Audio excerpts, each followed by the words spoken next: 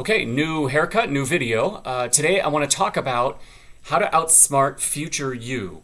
And this is a concept that comes up in behavioral finance. Basically, when we think of what we're going to do in the future, when we imagine the behaviors or the decisions or the actions we're going to take in the future, we imagine an idealized self. We imagine a self that makes the right decision. And this is actually a huge minefield for investing, and this is why I want to talk about it and make sure that you are aware of this trap and you can act accordingly. So I'll give a few different examples. If you think about like when you're going to learn a new sport, like you're going to take up golf or surfing or something, you don't imagine yourself barely able to paddle out to the break. You don't imagine yourself eating wave after wave after wave. You imagine yourself catching waves, having a great time, right?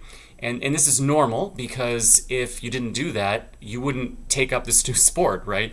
Obviously, your brain has some agenda in wanting to imagine an idealized future, even though it's not going to be accurate, right? You have a learning curve and you have things to be able to accomplish, even things you don't know about, before you actually accomplish that thing and get competent at it, get good at it. So the real truth is the first time you take a golf swing, you're going to miss the ball entirely or shank it off at a 45-degree angle somewhere that totally you don't want to hit it, etc., right? So with investing, the same problem happens. And I'll just give a couple scenarios. One really good one is if we imagine our future selves when there is a tremendous market crash, right? Most of us, when we imagine our future selves, we imagine ourselves already ready, able to handle it with total cool, total calm. You know, we're like Fonzie, and we're going to be buying, right? So this is how we imagine our future selves handling like an adverse market situation. In reality, that's not what's going to happen. Almost certainly, you're going to be in a state of panic. You're going to be emotionally aroused. You might even be like hypocognized, like not acting as intelligently as normally you would because of the stress of the sell-off. And basically, you have to live through a major crash in order to actually get humble about how this happens.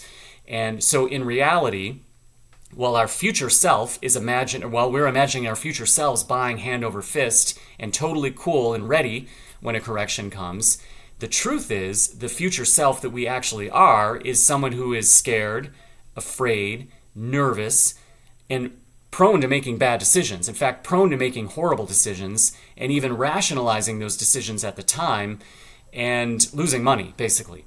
So what you want to know is that future you is just as fallible as current you and maybe even more fallible under certain types of duress, and be ready to make mistakes, right? And so this is sort of it's a meta-analysis in the sense that if you imagine future you making these mistakes or likely to make these mistakes, then you actually take steps or put in processes in advance to like waylay that fallible future you. So a perfect example is because I know that I'm likely to panic and like soil my own underwear when there's a major crash, I'm going to carry a much higher cash balance through all market cycles. And this is my cheat code because I'm just as fallible as the next person, but I want to remain to some level underinvested compared to what I think would be a normal level of risk, such that when these adverse situations happen, I'm still likely to buy and likely to buy in spite of my fears, and I'm certainly much less likely to get panicked out of the stock market.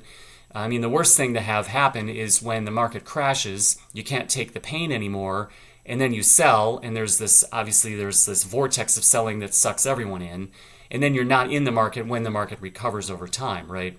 So you want to imagine yourself being kind of a ninny in the future, kind of a mistake maker, and then you counteract for those likely mistakes now, and really this is just not making sure that you don't idealize future you, making sure that you don't think future you is this person that is cool and calm and makes great decisions.